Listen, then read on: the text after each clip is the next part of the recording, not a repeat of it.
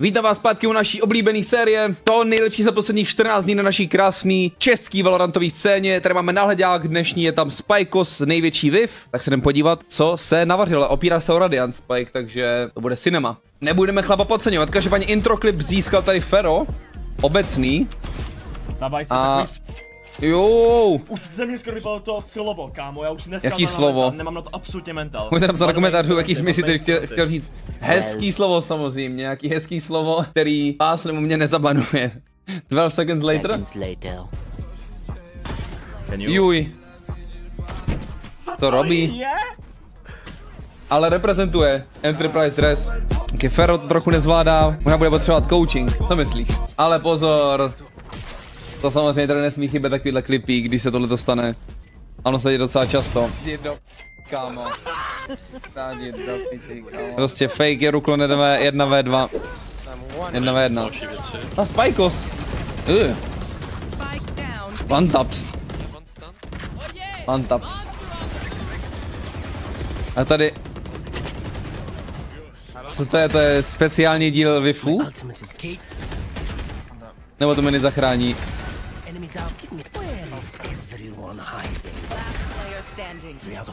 Kolanu proti němu, taky triple kill, to nemůže vyhrát, ne? To nemůže vyhrát matematicky.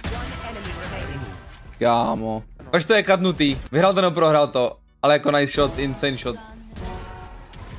Nice shots as well? Nice.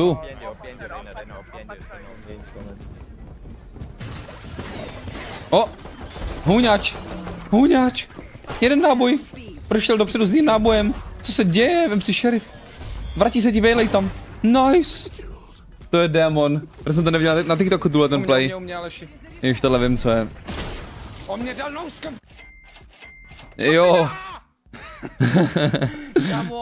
Správný duo tě prostě nenechá ve tvém rage samotnýho, ok? Nejhorší, co se může stát, že když jsi s duem a prožíváš tyto nemilé momenty, že tvé duo je potichu. Takže oceňte vaše dua, který nejsou potichu, když jste na dně, jako třeba Fero. Uvědomuje si chlap, že když si zničí tu klávesnici, nebude mít hrát na čem. Nice shot Vivikos. Včera nás potáhl Vivik v rankedu. Bohužel to nestreamoval, myslím. Kámo, vždycky, jak tam jsou ty klače proti těm Clove, tam jsou prostě super klipy, ale vždycky je to klač proti těm Clove už po druhý v tom videu a je to katnutý před koncem, takže pravděpodobně to prohráli, protože prostě Clove má strašně velký win rate a jsem přesvědčený, že z velké části to je kvůli ty ultině do afterplantu, to je tak insane, to je prostě o hráče navíc tam. A to je to kontroler. Nice shot. Jež tuhleto. Fuuu. Myslím si, že hrajou proti dvou ještě, ne? Ten dal full toho druhýho. Ale... Aha. Tenhle chlap byl poslední. Aha, já myslím ještě jeden. Nice shots, kámo. Nice shots. Dobrý, ne? Ale my víme, že to je samozřejmě Alexika. Ale pozor, tohle je Landcraft TOS. To je to, o čem 1v3 Alešek. Ani.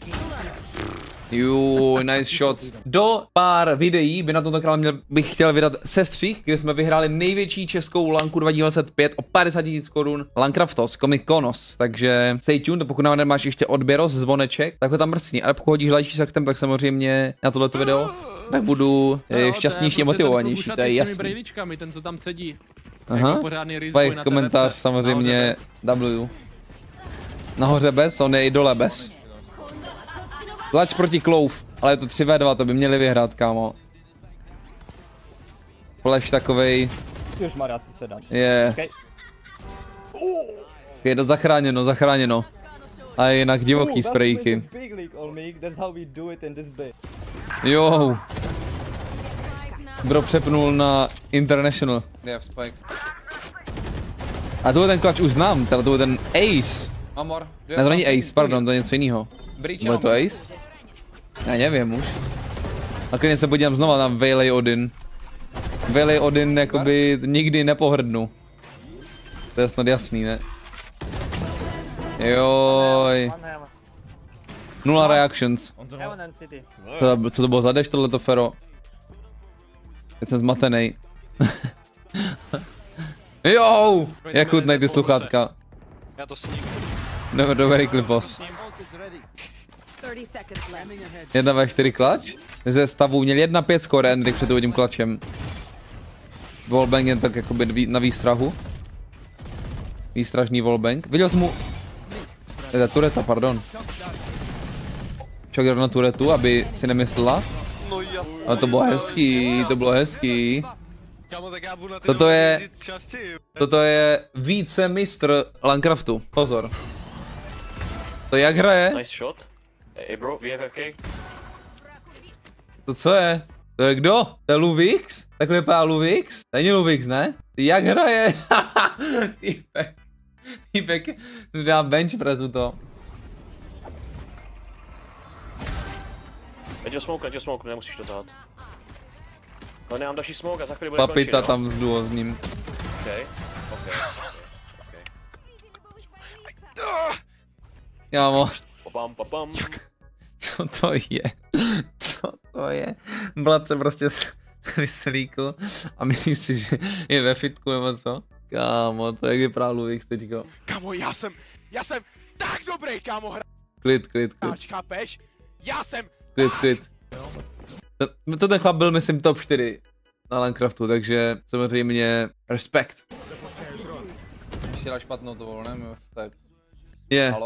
Zraky jsem to seklo normálně i teď, když natáčím to video, já si myslel, že to seklo teď. Jo, to byl druhý cheater mimochodem za týden. To je dobrá hra, no. Já furt tohle už ani nebudu dávat na náhledák, minulé jsem to dával na náhledák, tohle ani nemusím dávat, že to bylo tak častý, že normálně whatever. Takže huňáčos, dobrý skin, dobrý cross a ne tak dobrý spray. Kde je? O7 chat, O7. Aim leavnul chat. Tak, je ruka leavnul. To je tohle za chlapa.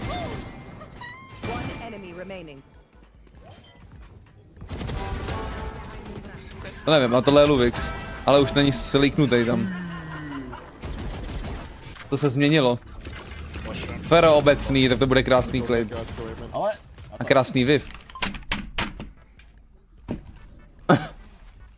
Chudá klávesnice. Já velice rád lurkuji. Nice shot, Shaimonos. To bylo dobrý. Dobrý offengloss. Stále dobrý offengloss. Co Jetka robí? Co ta Jetka zrobila? Tady to vypadá Nice. opět. A tohle je z Lanky. Ježiši. To ze všech klipů z Lanky jsem se dal tohle zrovna.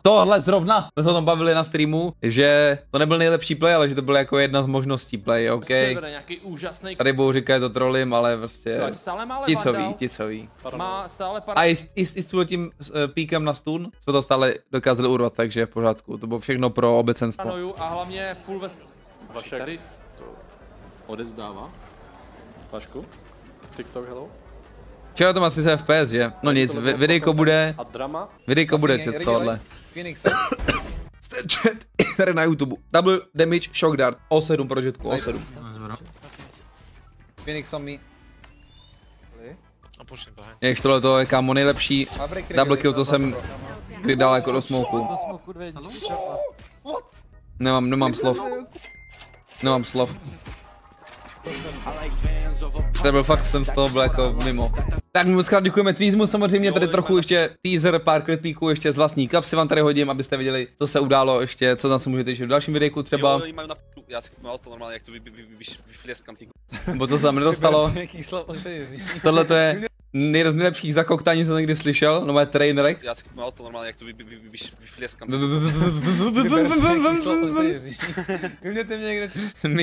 Miky tady startoval. A potom tady samozřejmě ještě jeden klip, který byl s názvem Pro Aleška, motivační, z Watch Party. Tady jsme koukali na Miniho a typka v obecenstvu má na cedulce Hello Mini, srdíčko, Swiss Ultra, nevím co to znamená, ale pro Aleška, aby se dostal taky do Berlína, aby tam mohly být holky z jeho cedulí, co by si on moc přál. Pojďte na to. Takže tak. Mini, Swiss Ultra. Co?